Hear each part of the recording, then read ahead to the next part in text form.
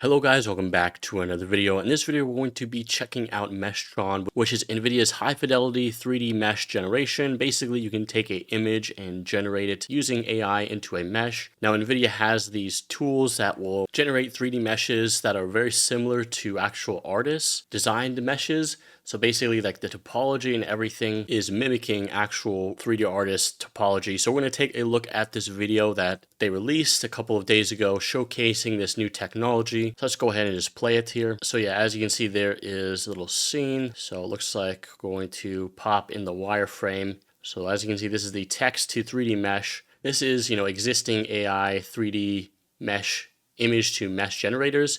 As you can see, the topology is not the greatest, and oftentimes it's triangulated in this way. But as you can see, this is Meshtron, which is Nvidia's AI, image to 3D. And you can see what they actually have is separated meshes. So on this camera mesh, you can see that if they try to select the lens to take that off, it's part of the mesh, it's merged into it. But with Meshtron, that's just a whole separated mesh. So for some reason, the AI can figure out, how to separate and make these pieces modular. And before we get any further on into the video, I want to quickly tell you about our sponsor for this video. Have you ever dreamed of making your own video game? Are you tired of watching millions of YouTube tutorials that don't teach you anything? Well, I was in your same position many years ago, and so that's why I created the ultimate Unreal Engine 5 multiplayer survival game course. This course will teach you step by step how to create a Steam multiplayer survival game inside of Unreal Engine 5 from complete scratch. You'll learn how to create a drag and drop inventory system, a crafting system where you can craft different types of tools and items. We'll create a harvesting system and gathering system where you can chop down trees, you can mine rocks and pick bushes. We'll add a complete building system where you can build a base and a raiding and clans or tribe system so you can raid other players. We'll even add this open world map and show you how to host the game on a server on Amazon Web Services. This course is jam-packed with over 250 course lectures and over 70 plus hours of content to help you get started on your game development journey in Unreal Engine 5. And I made this course because it was extremely hard to get into game development because there was no course like this that shows you start to finish what it takes to make a game. You can pick up the course right now on my website smartpoly.teachable.com or click the top link in the description below. You can get the course right now with a big discount. The price of the course will be raised later on, and you don't want to miss out on this limited time offer. So take your game development skills to the next level and check out the course,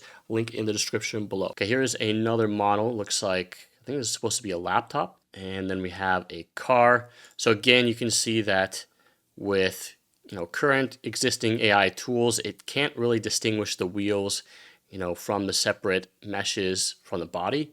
So if you're going to rig this up for a game car or something like that, you're going to have a hard time because this is part of the mesh itself. Compared to with Meshtron, it looks like that is actually separate topology. So you have crisp surface and perfect symmetry, when you compare it together.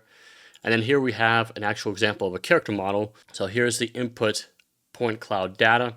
And this is the previous, best technology that they used to have. So that is what the topology looks like. It's quite crazy, as you can see, like in the knee there. But this is actual Meshtron, so you can see what it looks like, which is quite impressive from just, this input point cloud.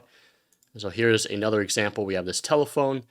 You can see the input data. Then we have the recreation in 3D with prior existing tools. You can see it missed a lot of the different parts of the telephone. Then with Meshtron, you can see that it actually generated all of the different pieces and even made this cabled cord, which you can't. I wonder how you can even do that from the input data. Somehow it was able to interpolate all of that data from just the point cloud. So here's another example. This is a penguin. You can see the input point cloud, the previous mesh anything version 2.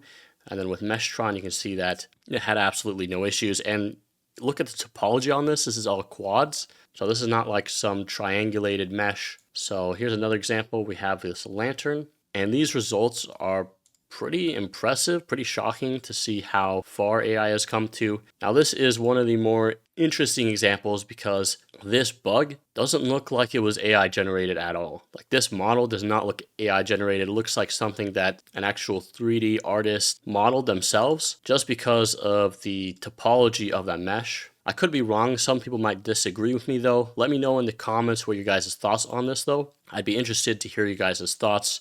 So here's another example. This is sort of like a light, a portable light. So this is more of a non-organic and hard edge structure. It's just impressive to see the results, things like the wheels and these different stands. So these are all separate mesh parts, which really any AI generative tool is not able to get very distinct details like this. So it's really impressive seeing all the details that it was able to pick up here. So here's the actual generation process. You can see it's generating the tree on there, and then we have a globe.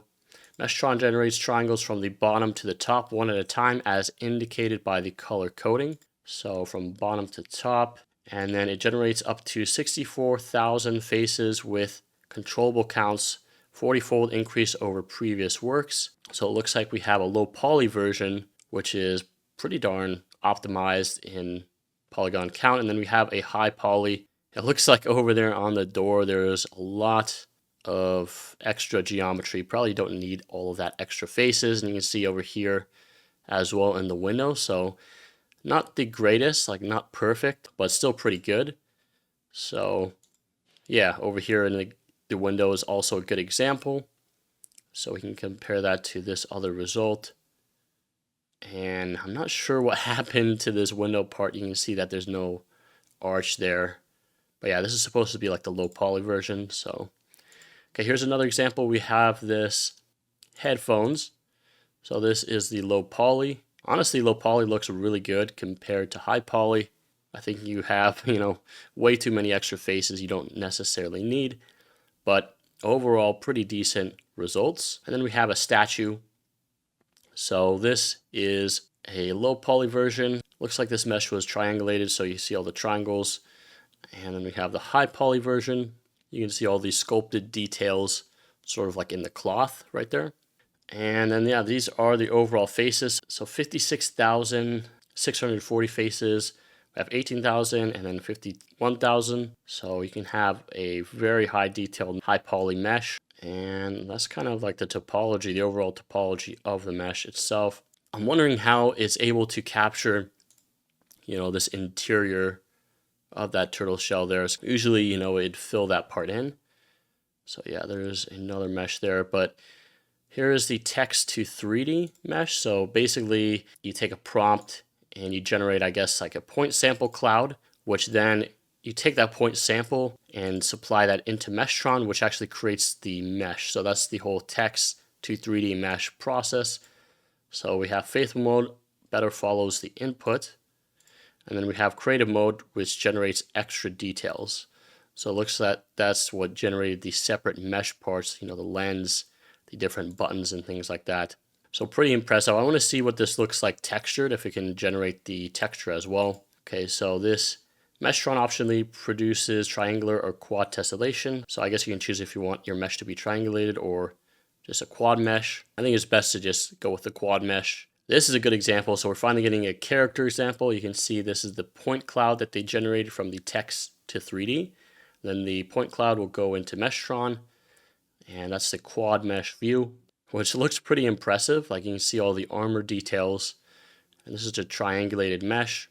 I'm wondering what this will look like, because this sort of looks like a low poly version. I'm wondering what the high poly version looks like. But as you can see, it has a lot of detail on the character model. So this would be a proper tool for generating, 3D characters.